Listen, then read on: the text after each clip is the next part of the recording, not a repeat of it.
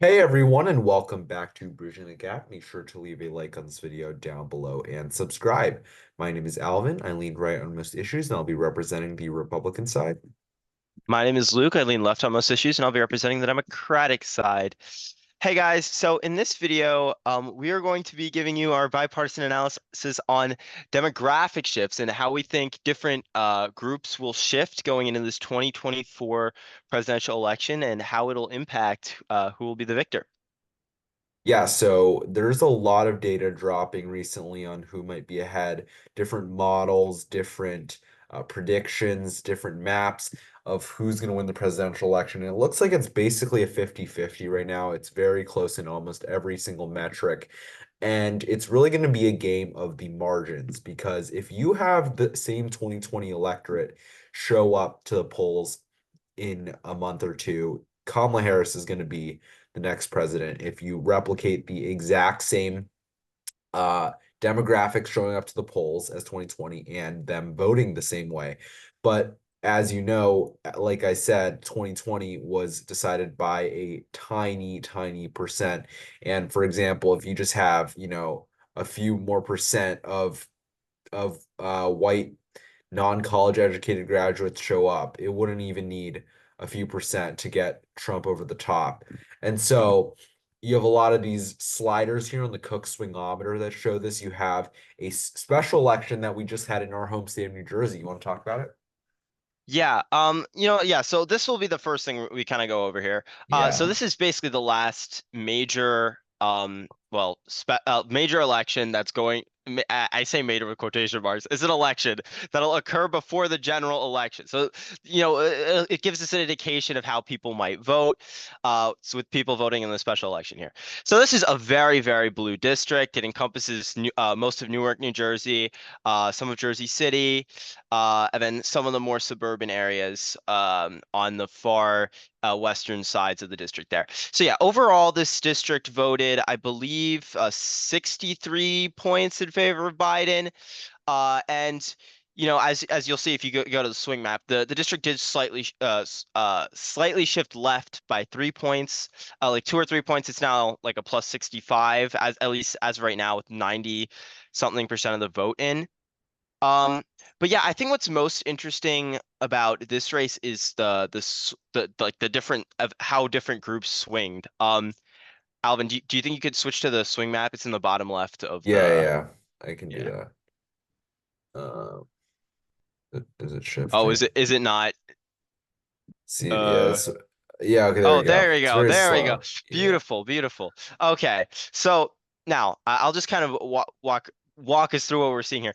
So in the more white and suburban parts of the district, which would be that big chunk in Union County in the south and um, the far western parts of Essex, that blue part you see on the far left of your screen there, those signify massive shifts in suburban areas, or pretty decently big double Considerable digits. shifts. Yeah, Yeah. considerable shifts in suburban areas towards Democrats. Now, we both broadly expected this. Um, I think, yeah, like we saw in 2022, a lot of suburbs continue shifting left. It seems, at least based on this one special election, that white suburbs and where more educated people typically are, those areas are shifting leftward. Another interesting result is in the central portions of this district and the far eastern portion of this district. Um, Now, these areas are very, very urban. You have Newark, New Jersey, and Jersey City, as I mentioned. They are both primarily areas with a high African American population and a high Hispanic population. So, I think it's got to be like I think combined African American and Hispanics got to be like 70% in those two parts of the district. Um, but yeah, like you see kind of a mix here. You see some red, you see some blue, you see a mix there. Um, Overall, like if you add it all up for each city in that central area, you're not really seeing much of a shift relative to 2020. Newark, I believe, as a whole, doesn't really move. East Orange, which is like something like 90% African American, doesn't really move. It's like zero point 0.4 to the right. The Jersey City portions there shifted 3 points to the left. Yeah, so I think for urban areas, that's really interesting. That can give us an interesting sign. for that because we kind of both knew the suburbs were going to move left, but we don't really know where urban areas are going to go. And I've been kind of thinking Trump is going to need these urban areas to move right in order to win, because I don't think the rurals are going to move too much. If they do, they might move to the right, but I think ultimately he's going to need urban areas to move right to win this I election. agree. And I think yeah. yeah, yeah. I mean, I was thinking like Trump's probably maxed out in the rules at this point in terms of what he can do. I mean, maybe he can increase turnout, relative to 2020 potentially in the rurals if he can drum up enough enthusiasm down the stretch. But otherwise, the margin seems a little maxed out. Maybe he improves a little there because Joe Biden has a little more appeal to rural Hmm. voters than Kamala Harris. But regardless. I think Trump is going to move the urban areas to the right compared to 2020, especially in the Northeast. I think that's better for him. I think Joe Biden had a better appeal within urban areas compared to Kamala Harris. I don't know what's going to happen, but Harris is obviously from California, where Joe was from Philadelphia, Pennsylvania and Hmm. Delaware and the New England area. So he's got that appeal in the Northeast. You also have interesting ideas surrounding the special election as, obviously the special election, it's a lower turnout election. It's also a very Democrat district. So, maybe Yeah. it's a weird district. It's not really a swing seat where Republicans are very motivated to vote in this district, but I think nowadays we're seeing a lot more of Democrats overperforming in special elections because they're becoming the more educated party. I think back in the past, educated and richer folks were usually voting for Republicans, and so they would Hmm. overperform. But now with the Democrats doing better, that's going to help.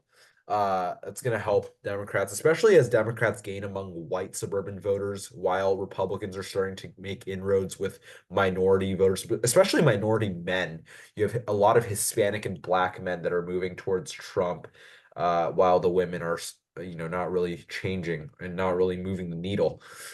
And I don't know, we can play with the swingometer here. Cook has released this, I think, yesterday or something like that, very recently, where you can move sort of these demographics. You can adjust by race, education, and age. And you can sort of look at how these people are going to move. And you can make each demographic vote for a certain side or turn out more and stay with a certain vote share. How do you want to go about this?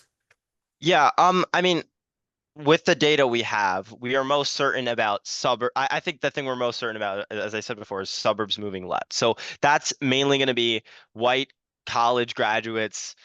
So I think that like it's just going to continue to get bluer. I think Biden won it by a sizable margin. I think Harris is going to win it by even more. So that's like I think is going to be like the most immediate. Um, and yeah, like it was just suggested by that special election.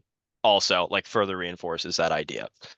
Um, yeah, I don't know like as to how much it shifts. I'm not really certain.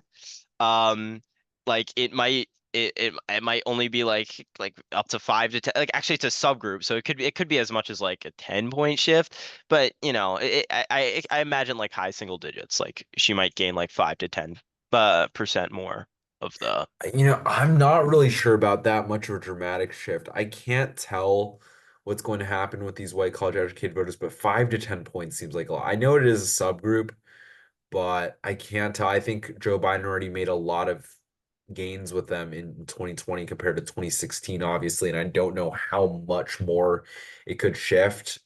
Obviously, you did have, abortion become a much bigger issue nowadays compared to 2020, and that might motivate a lot more white women to vote for Democrats, but that's besides the point. If you look at this map, though, it's very interesting because you can also classify this by swing state. And a lot of these minority folks that we've been talking about are going to be in a few swing states, specifically, for example, Georgia, right? And you can sort of move the needle on Georgia a lot more with the African Americans, for example.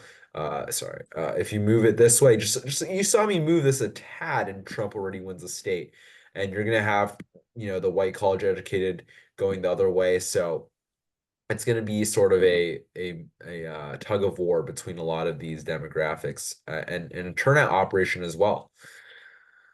Yeah. It does definitely. There's a lot of speculation of how, like, how the black vote might shift, how the Hispanic vote might shift.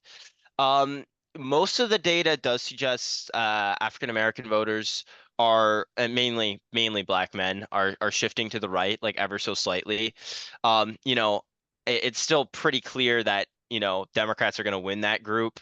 But Trump might boost up his percentage from, I think it was like high single digits in 2020, like 9%, I think, in 2020, and he might boop that up to like maybe 15%.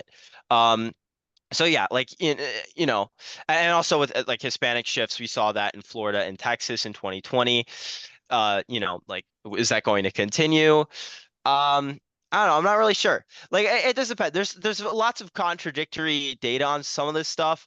I mean, yeah, in the special election that just passed in New Jersey, it didn't look like the black vote shifted too much. It just kind of seemed stagnant, like in terms of shifts.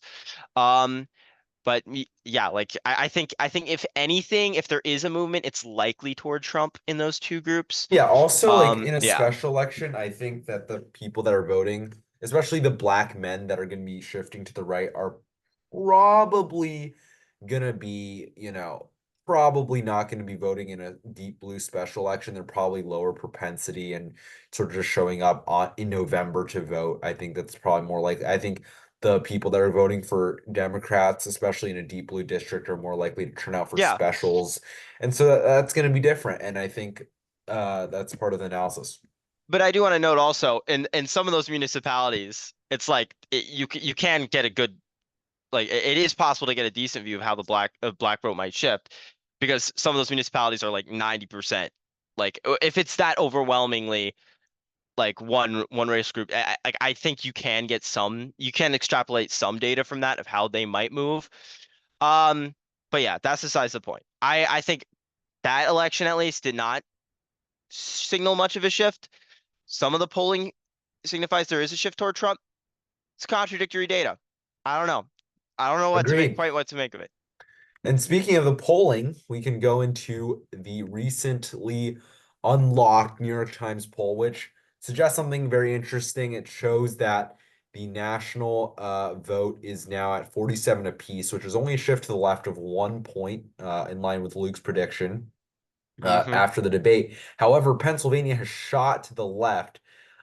It was about, it's now 4 points for Harris, which is a really good showing for Harris. It shows that Pennsylvania would be, if both these were accurate, show that Pennsylvania, the tipping point state would be voting to the left of the national vote by 4 points, which would be an insane reality if that happened. And you see how people think Harris won the debate, see how people think Trump did Hmm. poorly in the debate.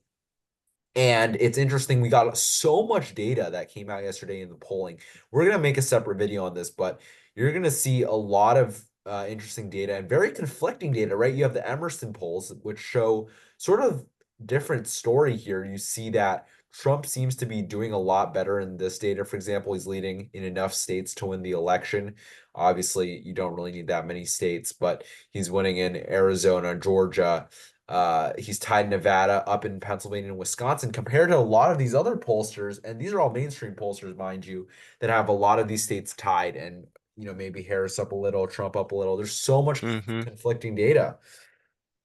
Yep, I'll definitely say, and yeah, this New York Times poll, like the two are pretty interesting, because it does suggest, PA to the left of the nation would be kind of interesting to see, because that at least implies to me that electoral college bias, like we were mentioning that before, like usually favors Republicans. This implies that, even if Trump can get the popular vote to a tie, shift the nation right 4 points, he could still lose the election. That is very unexpected reality. I mean, again, this is a like two polls here, so it's always better to average polls than to look at one poll.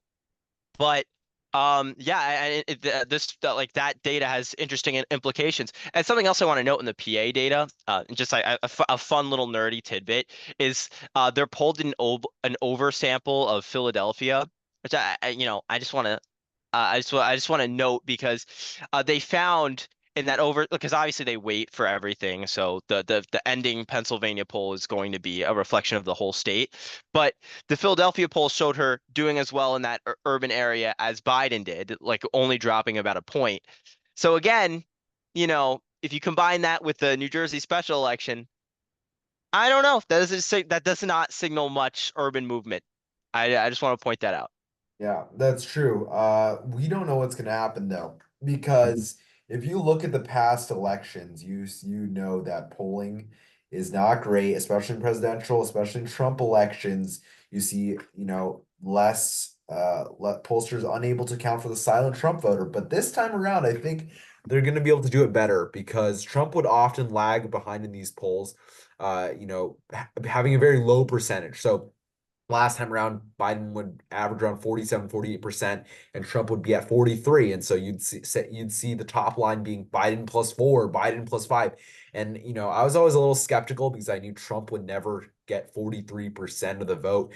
But now you see these polls showing, Harris 49, Trump 47. That seems a lot more believable. Seems like it's these pollsters are finally accounting for the silent Trump voter, but we're gonna see how that works out in the election. These polls are flying around. We'll see what happens soon.